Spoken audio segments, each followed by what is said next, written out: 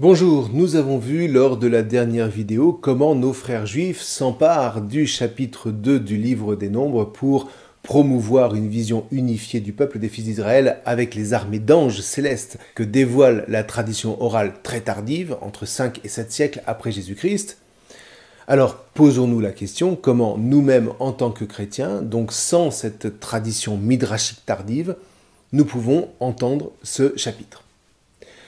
Alors revenons sur le chiffre de 603 550 recensés mentionné au chapitre 1, mais que le chapitre 2 reprend au verset 32. 603 550 recensés, sans compter les femmes et les enfants, je le rappelle, ce qui nous rapproche des 2 millions d'âmes en tout, sans compter les étrangers qui sont eux aussi mêlés à cette masse, et sans compter non plus tous les troupeaux qui sont censés l'accompagner et la nourrir, ce qui est juste, évidemment, impossible historiographiquement parlant, mais encore une fois, ça n'est pas ça l'important ici. Pourquoi 603 550 ? Eh bien, tout simplement parce que l'hébreu est une langue à la fois consonantique et chiffrée, comme en témoigne ce tableau. On voit bien que chaque lettre, chaque consonne a une valeur numérique qui va énormément jouer en termes d'interprétation de l'hébreu, et donc de la Bible. Et c'est ainsi que toute la communauté des fils d'Israël, en hébreu Kal Adat Bnei Israël, a une valeur numérique, consonne par consonne, dont la somme aboutit à peu de choses près à 550 avec Kal Adat, 20 plus 30 plus 70 plus 4 plus 400, ça fait 524, et à 603 avec Bnei Israël, 2 plus 50 plus 10 plus 10 plus 300 plus 200 plus 1 plus 30, eh bien ça fait 603. Alors maintenant, multipliez 603 par 1000 pour lui conférer sa dimension d'immensité, et on arrive bien à 603 000 plus 550, 603 550. Alors maintenant, à quoi sert la précision de ce nombre ? Eh bien tout simplement à dire que le peuple, dans son dénombrement même, était en harmonie avec le nom qu'il porte. Autrement dit, on nous dit qu'il était pleinement ajusté à sa vocation de communauté des fils d'Israël, à partir de laquelle toute l'histoire sainte allait pouvoir prendre son essor. Alors, rappelons-nous que le texte est rédigé autour de l'époque de l'exil, ce qui veut dire que le texte travaille ici à la fierté des origines, chargée de souder une diaspora qui, à cette époque troublée, s'interroge sur elle-même. C'est toute la fonction d'une histoire mythique que de valoriser, pour ainsi dire, un esprit de famille par lequel la place de chacun prend sens dans la joie et l'honneur d'appartenir à ce peuple, de participer à son histoire. Enlever cette histoire mythique et le peuple se délite. Il disparaît purement et simplement en tant que peuple, c'est-à-dire qu'il s'efface de l'histoire finie, terminée. Il ne restera de lui que quelques archives administratives, un squelette, sans chair, sans vie, relégué tout au plus dans un passé dont nul présent et nul avenir n'auront plus jamais besoin.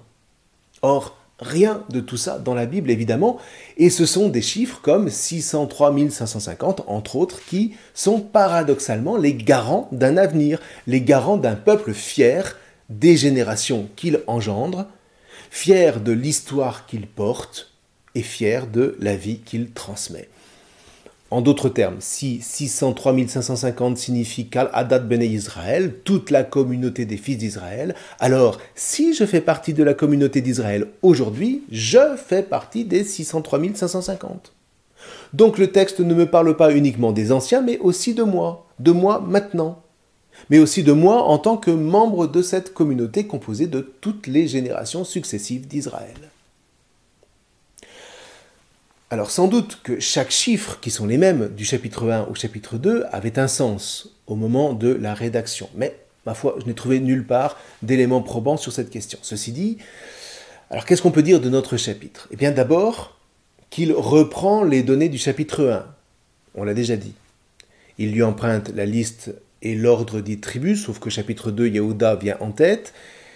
Il répète les noms des chefs de tribus et il rappelle le caractère singulier des Lévi'im qui campent autour du Mishkan. Néanmoins, il regarde cette répartition comme celle d'une armée en 4 corps de troupes.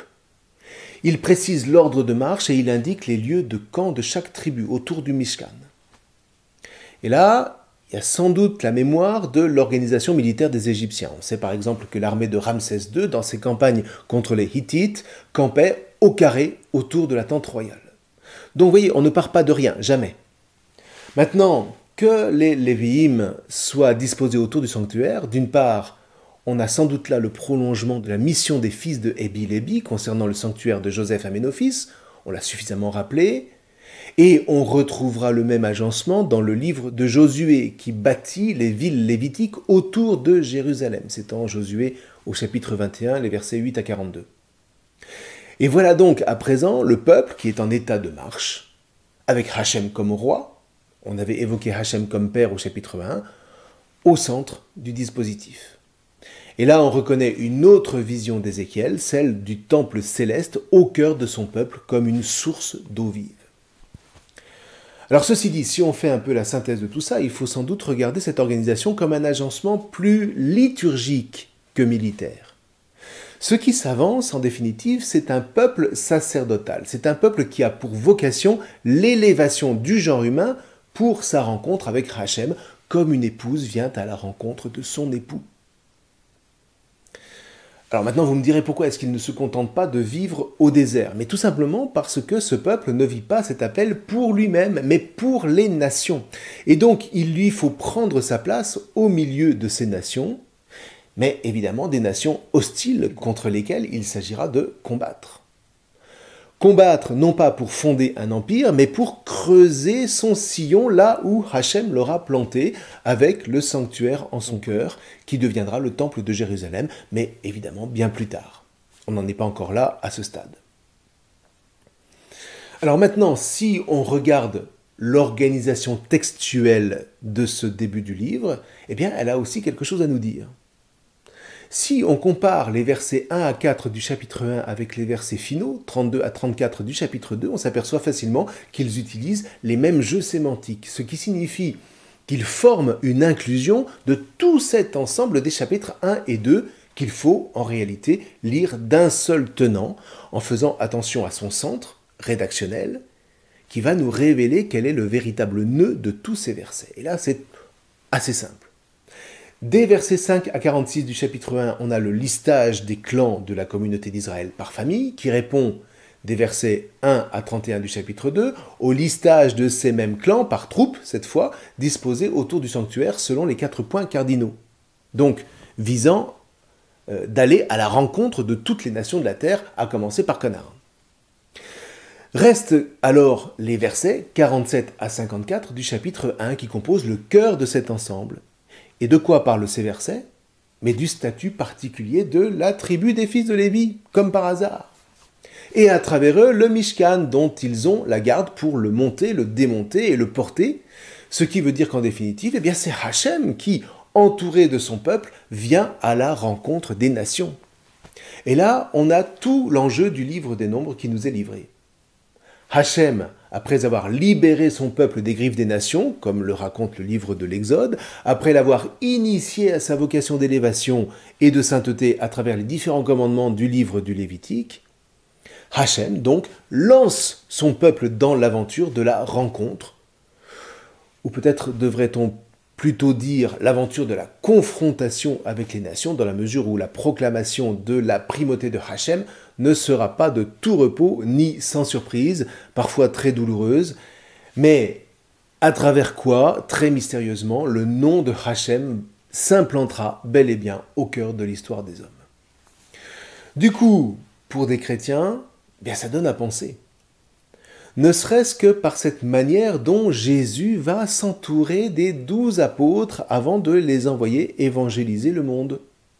Alors pour nous, Jésus est Dieu en personne, il est la Memra de Hachem, le Fils du Père, si on adopte la terminologie de l'évangéliste Jean, mais il façonne son peuple à partir du groupe des 12, non plus comme une armée, évidemment, mais bien dans le prolongement du Kal Hadat Bnei Israël, de cette communauté de tous les fils d'Israël dont la vocation est d'amener toutes les nations à l'adoration du vrai Dieu, du Dieu libérateur que décrira à l'autre extrémité de la Bible l'Apocalypse. On aura d'ailleurs dans ce dernier livre de la Bible le même genre de chiffres, les fameux par exemple 144 000 suivi de la multitude qui s'avance vers la Jérusalem céleste, ouverte aux 4 coins cardinaux, c'est-à-dire à toutes les nations qu'elle accueille pour célébrer l'agneau qui est au centre et qui irradie de sa lumière la création tout entière. Donc vous voyez, l'Apocalypse répond à la Torah pour composer, là encore, une vaste inclusion littéraire. Alors pour terminer, je voudrais simplement que nous nous rappelions une fois encore que toute la dynamique du livre des Nombres part du Midbar. Non pas d'un Shemama, d'un néant absolu où rien ne peut advenir, mais d'une terre en attente, en espérance, ouverte à l'aventure pour ainsi dire, dès lors que la parole qui surgit d'elle trouve un peuple pour lui répondre. Mais là encore, pas n'importe quel peuple, un peuple qui se comprend lui-même tout entier comme un midbar, prêt à recevoir la Torah comme un don qui lui conférera sa véritable fécondité. Et pour ça, eh bien, il faut être un peuple humble. L'orgueilleux se reconnaît à ce qu'il n'accepte jamais aucun don. Il est celui qui donne, mais jamais ne reçoit, puisqu'il a tout. Il ne se conçoit pas comme un midbar, il est généreux, mais le généreux fait sentir son pouvoir à ceux à qui il donne ou refuse de donner. Toujours dans des intentions très nobles par lesquelles il considère qu'il donne une leçon à ceux qui la lui mendient. Mais dans le fond, il ne sait plus partir à l'aventure. Il se gargarise sans doute de tas de projets, il en a les moyens, mais tout est calculé de sorte qu'il ne perde rien, jamais. Il ne va pas vers lui, l'Echlecha, rappelons-nous, avec Abraham. Il fait partie de ce que la Bible appelle les superbes. Or, le peuple issu du Midbar va précisément apprendre à se départir de sa superbe. Il va devoir apprendre à se recevoir lui-même comme un Midbar, une terre en friche pour être capable en définitive de se retrouver face à face avec l'infini du Midbar, qui est la création tout entière, inquiétant et fascinant à la fois. Et puis aussi, il devra apprendre, et c'est ce que nous faisons, à parcourir le Midbar de la Torah. D'une certaine manière, vous voyez, la Torah, c'est un midbar qui attend d'être proclamé pour faire résonner la parole de Hachem et recevoir par cette parole sa propre fécondité. La Torah, c'est un monde qui semble infini, où on a du mal au début à trouver ses repères et qui exige une attention soutenue pour y déceler les trésors cachés, comme le Christ qu'elle annonce, mais qui est encore comme une petite graine de sénévé plantée en terre, tellement cachée qu'on passe devant sans la remarquer. Une Torah dans laquelle on va se perdre si on n'a pas avec soi un guide expérimenté qui nous prépare à repérer les secrets enfouis sous les dunes et sous la pierraille. Une Torah qui s'ouvre à tous, mais c'est à condition d'être soi-même ouvert, prêt à accepter les changements intérieurs nécessaires qu'implique l'intégration d'une vie juste et miséricordieuse. Une acceptation qui a pour fondement l'humilité, parce qu'en fait tout est là. L'humilité seule permet de s'ouvrir au changement véritable, à l'école d'un maître absolu qu'on reconnaît comme Dieu en personne. Donc, redisons-le, dans le livre des Nombres, c'est avant tout le Midbar qui nous est donné à considérer et à l'intérieur même de ce Midbar, l'homme que Hachem convoque par sa parole pour y avancer à l'aventure, non pas de manière anarchique, mais au milieu d'un peuple, d'une famille, d'une fratrie, de manière organisée comme on part au combat, habité par une mission intérieure. Faire fleurir le Midbar, quel qu'il soit, et témoigner par là de la force de vie unique dont Hachem est la source absolue. D'ailleurs, ce qu'on traduit habituellement par armée dans vos Bibles, tsaba en hébreu, signifie aussi service, au sens de mission.